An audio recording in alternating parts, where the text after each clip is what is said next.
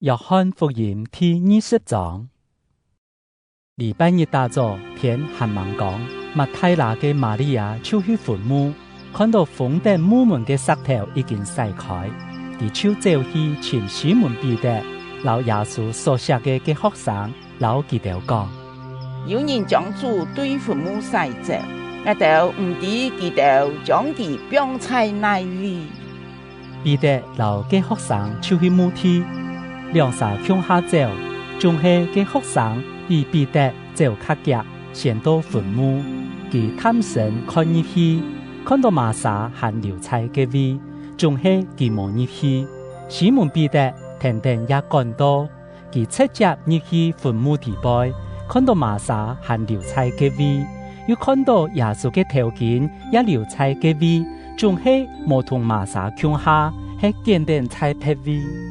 嘅先到嘅學生也停定入墳墓，佢一看到就信，佢哋還係冇明白聖經所講，的確愛對死復活嘅意思。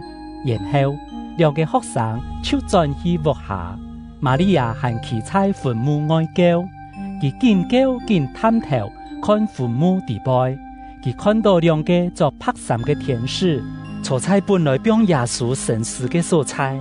一個踩頭裂片，一個踩腳嘅片，佢哋問瑪利亞講：夫人家，你叫乜解？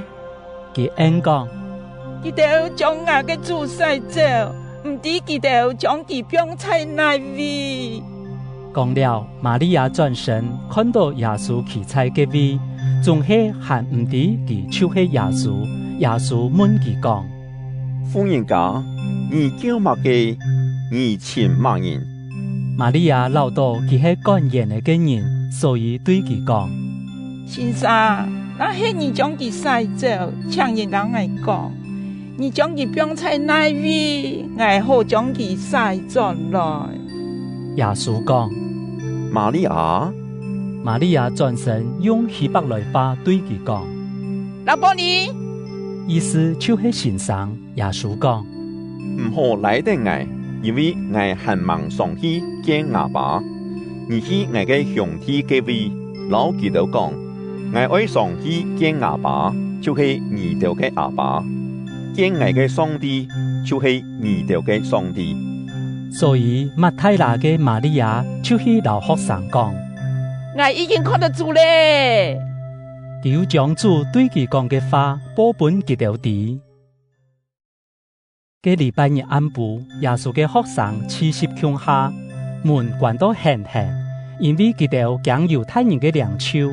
這時耶穌顯現，企在佢哋當中講：願你哋平安。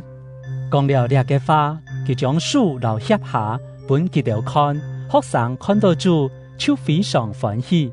耶穌又對佢哋講：願你哋平安，將阿爸差派我也照樣差派你哋。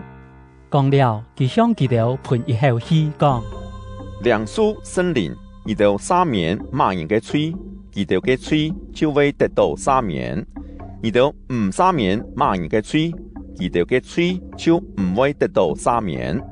耶穌顯現嘅時節，12個學生當中嘅多馬，偏命送生嘅，冇同佢哋共下，所以其他嘅學生就老多馬講：我哋已經看到主咧。多馬對佢哋講：除了我親眼看到耶穌行嘅當家，用我嘅手指命嘅當家，又用我嘅手探佢嘅脅下，我絕對唔信。一禮拜以後，學生又在屋度吃食，多馬也同佢哋共下，門關定，仲係耶穌忽然顯現，企在佢哋嘅當中講：願你哋平安。然後佢對多馬講：從耶穌之來，命看我嘅手；從耶穌來，探我嘅脅下，唔好疑惑，愛信。多馬講：我嘅主，我嘅上帝。耶穌講：因為看到我，而真心希望，這條無看到就信嘅人，係樣板有福氣啊！耶穌在佢學生面前，行親到神蹟，仲係無記錄在這本書地背。写了本书的目的是爱你哋信耶穌是基督，是上帝嘅兒子，也愛你哋因為信佢來得到生命。